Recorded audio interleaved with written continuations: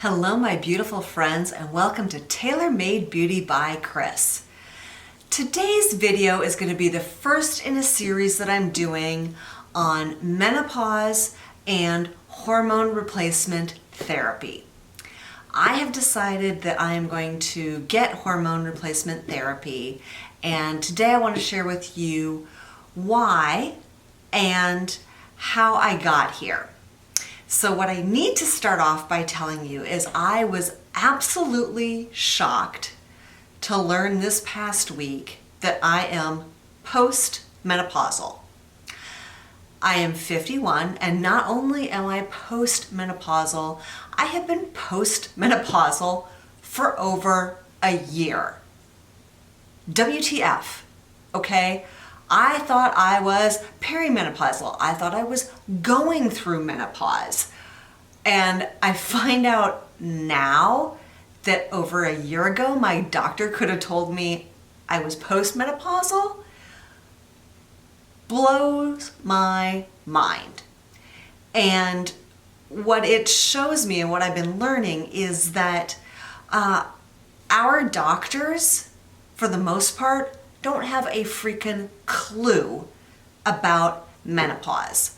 I have been going to see my primary care physician for over 20 years. She's a woman. By training, she's an internist. So I thought, well, you're a woman, you're a doctor, wouldn't you have a clue? But no, she didn't. Now, most women figure out they're done with menopause because their periods stop. So you may say, Kris, how come you didn't figure it out when your periods stop? Well, let me back up to when I was about 40 years old. I'd had both of my kids and my periods were unbelievably heavy, crazy heavy. And I was complaining to a girlfriend and she's like, oh, I haven't had my period in years. And I'm like, what? Turns out that she was on the Mirena Iud. That is the progesterone-only IUD, and totally shut down her periods. And I'm like, oh, girlfriend, sign me up. And so I started the Mirena then. They're good for 5 years, 5 to 6 years, I believe, but my OBGYN does one every 5 years. And so I haven't had a period since I was like 40. So I didn't get the usual signal that, hey, my periods I missed a period. Oh, by the way, did you know? It's not just that you missed 1 month or 2 months. You have to miss 12 consecutive months to officially be post-menopausal. So you don't have month 1, month 2, month 3, month 4, you get it? You got to start counting again. You get all the way to month 11 and you have a period, you got to start counting again. So the clue that many women get, that most women get, I didn't get because I had this IUD, and in fact, I still have an IUD. So that wasn't how I figured it out. The symptoms, I thank God never have had hot flashes. There was a time there in my mid-40s I was getting night sweats, but what I found when I cut out gluten from my diet that the night sweats really went away. And so I thought, well, maybe that was just a food sensitivity I was developing as I was getting older. Recently, like the last year or two, I've been having problems with my hair coming out, which I do have a video on that. I will link it below. And really some of the other stuff, like my right eye was tearing excessively, and what I finally figured out after going to 3 optometrists is it was actually a sign of dry eye that was making it tear so excessively.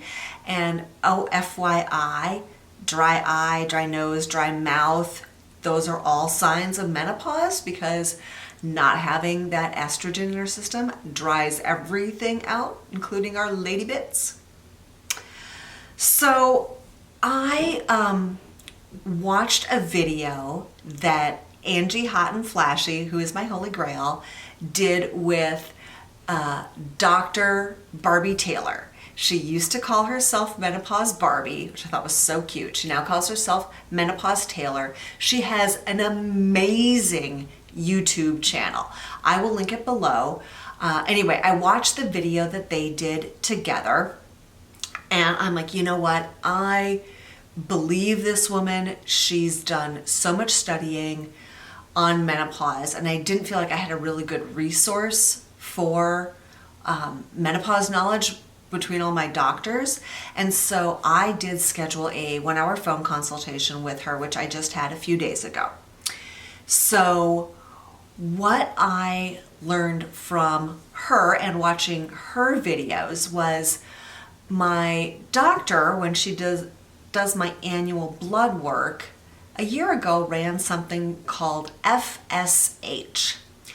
And FSH is a hormone that the brain puts out telling the ovaries to do something. Okay, clearly I'm not a doctor, I'm not a medical person. This is what I remember from Menopause Taylor's videos. And if the ovaries are no longer responding, then the brain kicks out more and more and more of this hormone. I think it's follicle stimulating hormone, FSH. Anyway, so basically, if you're in your productive years, it goes between like 15 and 30, depending on where you are in your cycle. And as you go into menopause, it can even range like maybe up to 50 or something. Well, a year ago, October, mine was 115. And I think anything over 50 is postmenopausal. So I was like super postmenopausal. But did my family practitioner go, "Oh, Kris, by the way, you're postmenopausal"? No, she didn't. She was like, yeah, I think you might be. I'm like, hello, even I now watching Dr. Taylor's videos goes, hell yes, I was postmenopausal back then.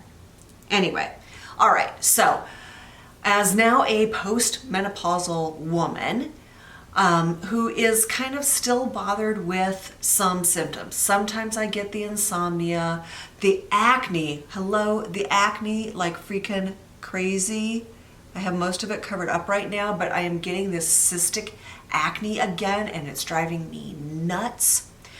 I don't have hot flashes, but I will sweat easily. So if I go for a walk, I'll come back sweaty, or if I'm cleaning up around the house, I just start shedding layers.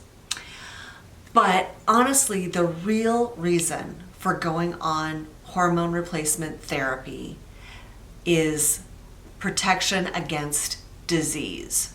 And specifically, there are 3 of them: heart disease, osteoporosis, and Alzheimer's. Going on estrogen can protect you from those 3 things. Now, I don't have a big history of heart disease in my family, and my heart is quite healthy. However, 1 in 2 women will have heart disease, and that's just not something I'm willing to take a risk with. Osteoporosis. My grandmother had osteoporosis, and I have very small, teeny tiny bones.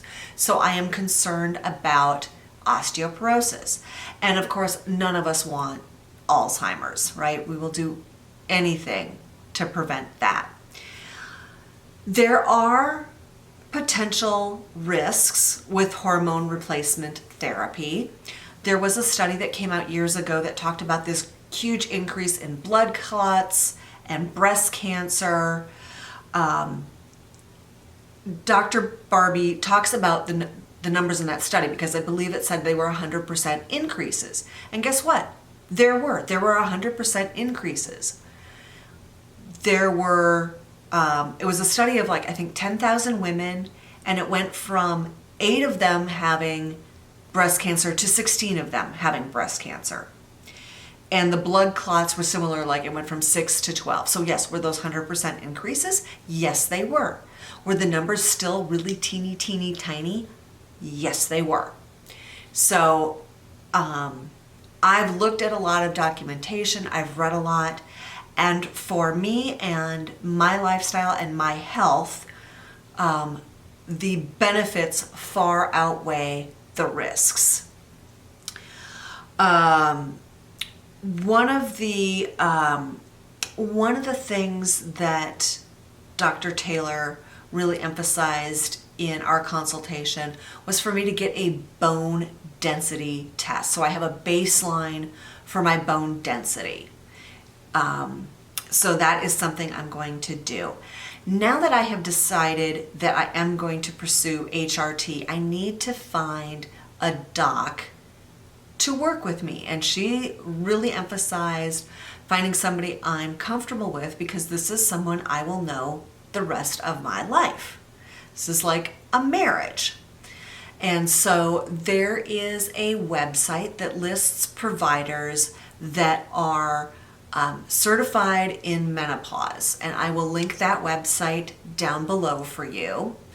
And so I'm lucky that I have many in my area that are covered by my insurance that are certified through that organization. And one question she said, when you're interviewing, when you tell them, I want to be on HRT the rest of my life, what do you think about that? And then she said, shut your mouth and listen to what they say. And even I was like, well, wait a minute. What, don't you just go on HRT for, 5 or 10 years? And she likened it to this. Like, if you're a diabetic, are you only going to take insulin for 5 or 10 years? No. You're a diabetic, your body doesn't produce enough insulin, you're going to be insulin the rest of your life. Likewise, if you have hypothyroidism, are you only going to take your thyroid medication for 5 or 10 years? No, you're on it the rest of your life because your body isn't producing it. Well, my body is no longer producing estrogen, and in fact, a specific type of estrogen called estradiol. And so I will be on this the rest of my life. So my next steps are going to be to interview doctors and find somebody to work with me. There are all kinds of options for the estrogen. It's orally, creams, patches. You can vary how you take it. Like, do you take it every day? Do you take it every 3 days? There's all kinds of different regimens that I really am not up on yet, that I'm looking forward to speaking to a doctor about. Is there anything else I wanted to share with you? Just checking my notes. No, I don't think so. Like I said, I'm going to share this with you because I don't think there are a lot of women talking about this. I consider myself a very well-educated person, and I had no clue, and clearly my doctor doesn't have a clue.